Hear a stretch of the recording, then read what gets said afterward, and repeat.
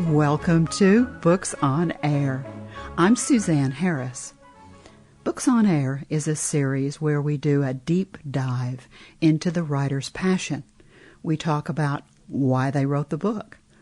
We find out about their writing process, and we ask about what they hope their readers take away from the book. You'll get a real glimpse behind the curtain, if you will. Joining me today is the most delightful woman.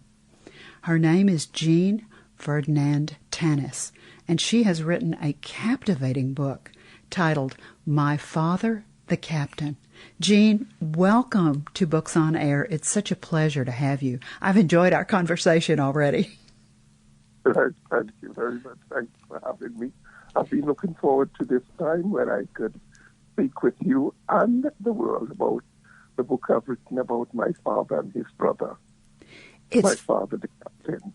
It's fascinating. I was just captivated. I mean, let's tell our listeners, let's give them a little overview of what the story's about, because it's not only a family story, but there's also a religious component within the book. So let's give them a little idea of what the book's about. The book is about two brothers from a very small island in the Caribbean, in the Eastern Caribbean, an island called Bequia.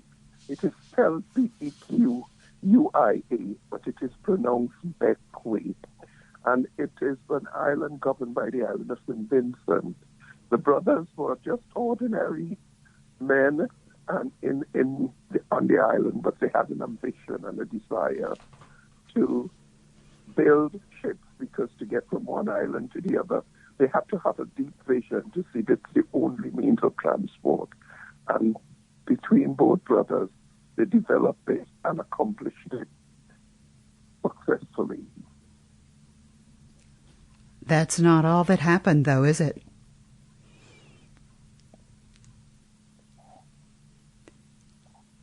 There's so much that you talk about in the book. The cover of the book I thought was exquisite.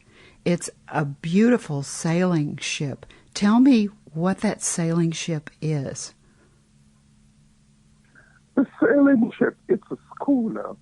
I don't know if you know about ships, because you have rowing boats, then you have fishing boats, then you have what you call a sloop, which is a one-mast ship. And then you go on to a two-mast, which is called a schooner. And the schooner is what the whole thing is about. The both brothers built schooners, and these schooners traded from one island to the other. They did it with passion, with a lot of love, and they had a lot of interest in the people around them, because there was no other means of transport. During those days, they had not got planes, and only occasionally would a steel-hulled ship pass, which people thought was beyond their reach. So these ships did all the trade in the islands, around the islands. And the story goes into my father, who he was an ordinary man, as I said, with a very big vision. And later on in life, this turned out that he was able to help during the Second World War, to do a great job. He himself and his brother, I feel quite dissatisfied that they have not been honored, and I feel that they should have posthumous award, because what they have done have been overlooked and should not have been. And this is one of the reasons I wrote this book with such passion. I think that it's wonderful that you're bringing what they did to light so that people will know. What years are we talking about, Jean, that your father did the trade and worked with the ships in the Caribbean? I think it would be during World War, just between 1940 to 45. But that was during the war. But then they did it before then, from 1937.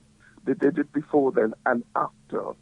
the war. But the emphasis is on the period. What happened after they built these ships? They were just trading from one island to the other in the Central America. Then the war. There was the Queen. Not the Queen. There was a thing made by the government that all the steel hull ships were. I forget the name of the word. Anyhow, they were commanded to be used for the crown, and so it left a void.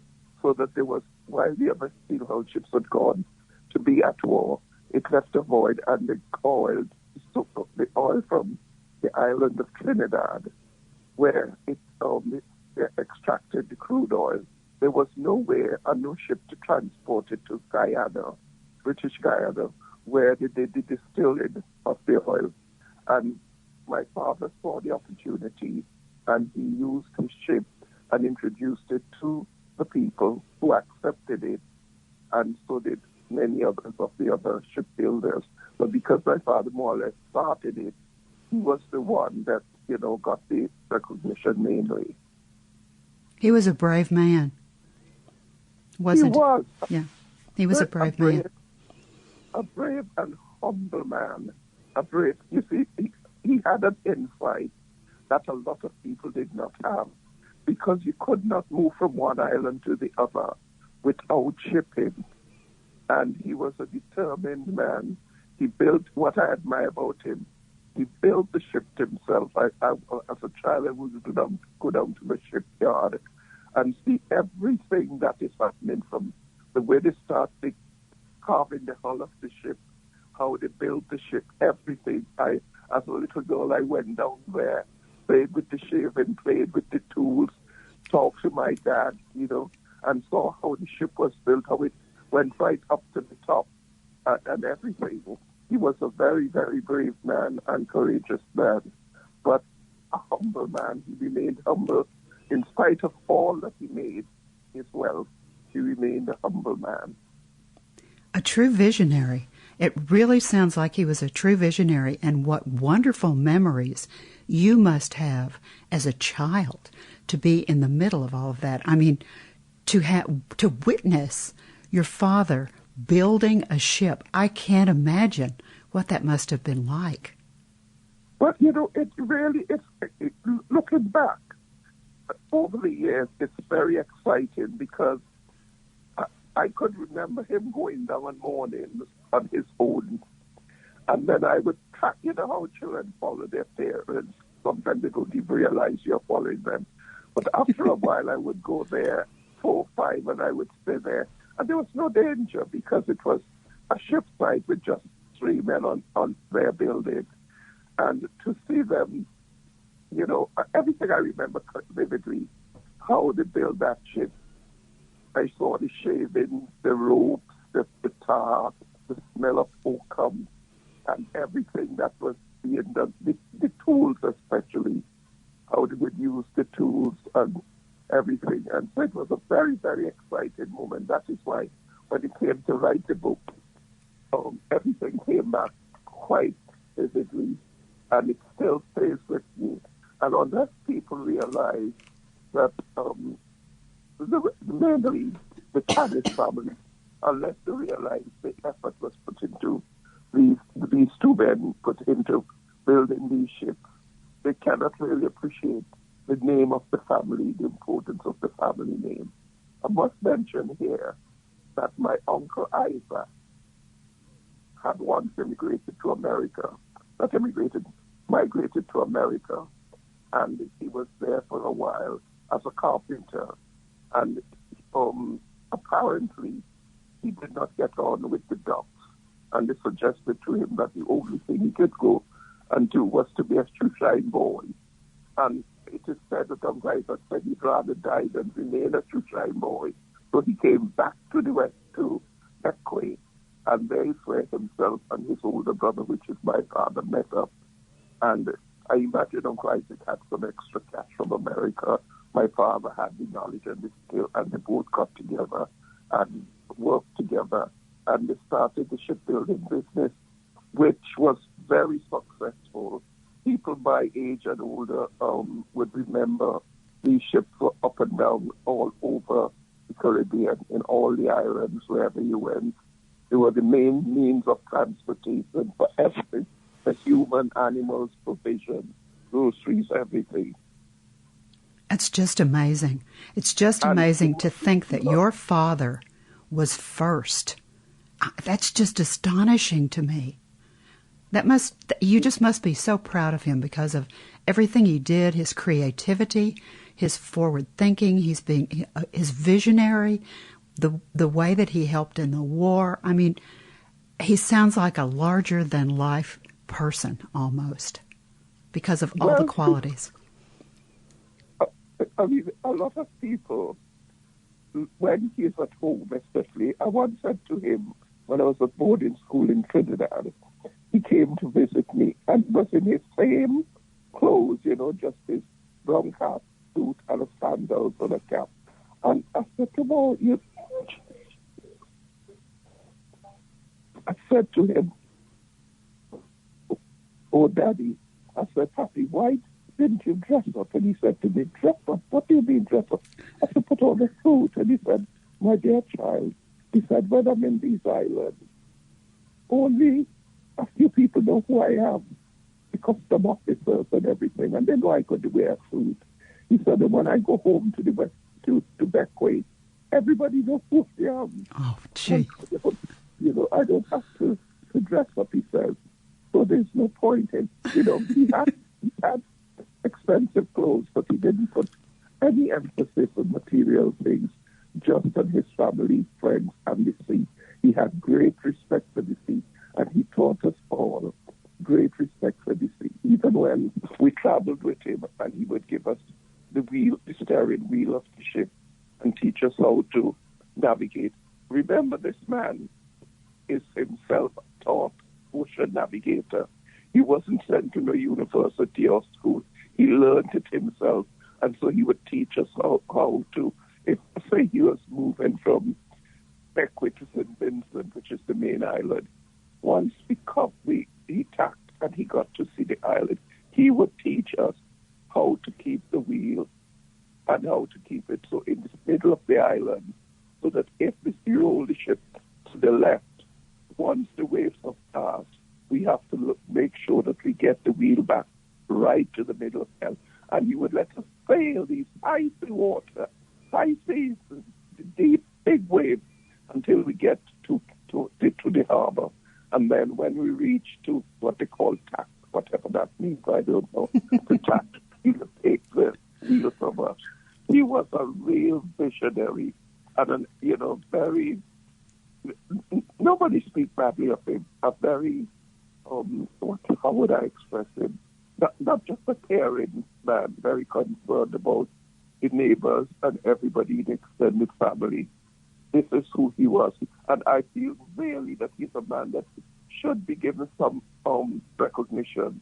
In my book, you would have read, I said, he was in the same category of Christopher Columbus and all these other big men, so Walter Raleigh, Drake, and he was exactly the same. And yet there he is, we do not honor our own people. I honor him anyhow, I honor him. When he came to England, let's go forward. When he came to England in the 70s, after the World War, he decided to expand to steel hull ships. And he came to England to buy a ship. And I think, of course, they expected to see somebody when they hear about Captain Alfred George Tannis. They expect to see somebody with, I don't know what, with a pipe and spoon and all of that. And they were waiting and waiting for him, and he was waiting and waiting for them. And in the end, he said, I just went to them and asked them if they were waiting for a man called Mr. or Captain Tannis. He said, yes. He says, I am he. He said they were so taken back. But he said when we got to the negotiation table, we went to the docks. He said he saw the ship and he got to the negotiation table and he began to speak. He said you could see the respect coming on these people. This is not just an old black man. This is a man with knowledge and experience. And he said that's how it is, He doesn't have to show off. He doesn't have to think. He just let his experience speak for himself. Listening to you talk and listening to you tell the stories about how you got to sail and listening to you tell the story about him right now, you have taken me with you. I am right there on that ship, the way you described it and the way you talked about it. Jean, you are an excellent storyteller. Why did you decide to add the religious component to the book? Well, the reason is that the book, as a matter of fact, I have to say, after I finished writing the book, which I must say I did it on an iPhone 7 with my index finger.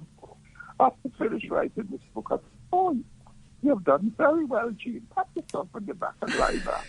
And when I did that, that holy voice, that still small voice that Christian would understand, said to me, and where am I in this book? And I thought, oh my God, I put my hands up and said, oh Lord, I've said I have to write. So that's how I came to write the second part of the book, because God wanted me to talk about the two fathers. And this is why in the opening of the book I said that many people, there's quite a lot of people in the Caribbean, there are a lot of illegitimacy, and now in the Western world and Eastern world is many as well. So I said there's some who would never know their earthly father, but it is important that we know our Heavenly Father, and that is why I made emphasis on knowing our Heavenly Father, who we are, because in times like with my father, we made a lot of money, and then there was disaster stuff.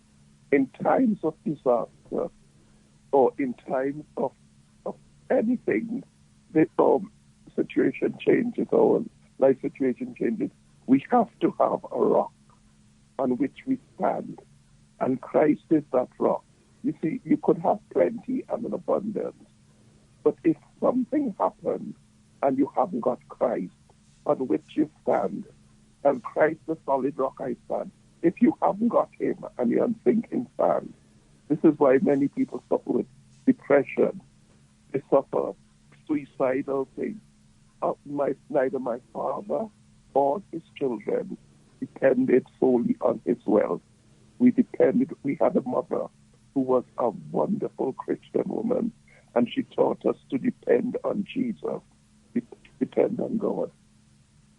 Depend on Jesus, depend on God. I love that story. I read it in the book, and I wanted our listeners to hear it because I thought it was just so perfect. You've done such a great job blending family story with the religion that obviously is so strong in your background. I just thought it was beautiful how everything came together. Well, you see, Mother, I remember her when she gets up at 4 o'clock in the morning. We had a big house, just a 4-bedroom house. But you know, my bedroom was next to hers, and you could hear when she started singing in the morning. And I would get up sometimes, and I loved how she would sing "Brightly Beams Our Father's Mercy," and that hymn reminds me, when she gets to the verse, "Some poor fainting, struggling seaman in the darkness may be lost." And I think of my father. On the wall of our house, we had paintings of the ships, the different ships, and we would look there and we would pray for them. And we pray for this. You see, even now, I pray a lot for the sailors, because the sea is a dangerous place. It's a friendly place. If you ever get the opportunity to go yachting or to go to the islands, like the Grenadines, if you ever get the opportunity, all your listeners, do make an effort to go there, because it's a place where everybody goes yachting. You know, a ship and a schooner and all of that is no big thing, because everybody knows someone who has a ship or a schooner or a sloop or a yacht. But now they come with the American type yachts or the German type yachts. But the sea is a friendly place, and it's a dangerous place. Depends how you treat it, whether you respect it or you just take it for granted. And we will learn to respect the land and the sea, because there is where we get our blessings, the land and the sea. You're certainly an ambassador for the Grenadines. You've made me want to come. And your book gives me visual images because of the way you write. Excuse me, I have a frog. I'm sure that we have talked and you have told enough about the book that the listeners are saying, where can I find it? This wonderful, wonderful book is on Amazon.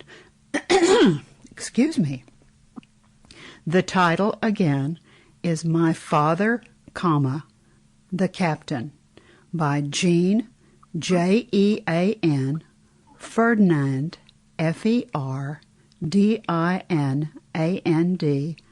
Tannis, Tannis. When you click on those words, that beautiful cover will come up and you'll see that beautiful schooner that Jean and I were talking about a few minutes ago. Jean, I know that some of our listeners are probably wondering if they could find you on a website or if you have a Facebook page. You and I talked about this before we really started doing the interview. You have plans to put together a website, and you have plans to put together a Facebook page and perhaps some other things. Tell me where else you think you might have a presence on social media in the future. Well, on the website, I want to display things like the family crest. Perfect. And things about Bequia and the Grenadines, because it is a place that I hold dear to my heart. The Grenadines, it's somewhere that I think everybody should try and make a trip. As a matter of fact, I understand just last week, a royal member of the family and his wife was on one of the islands called Canawan on holiday. You see, the island of Bequia and the Grenadines, we believe that everybody was born equally, 2 hands, 2 feet, and eyes, and so no matter who you are, once we have seen you, we don't go chasing after you like the paparazzi or anything like that. And I'll be having on my website, as I said, the family crest, things that the family and others could purchase or go and look at. And we'd have the social media. Plans are laid for the social media, but I can't speak much about it because technology isn't part of my, I understand completely. Yes.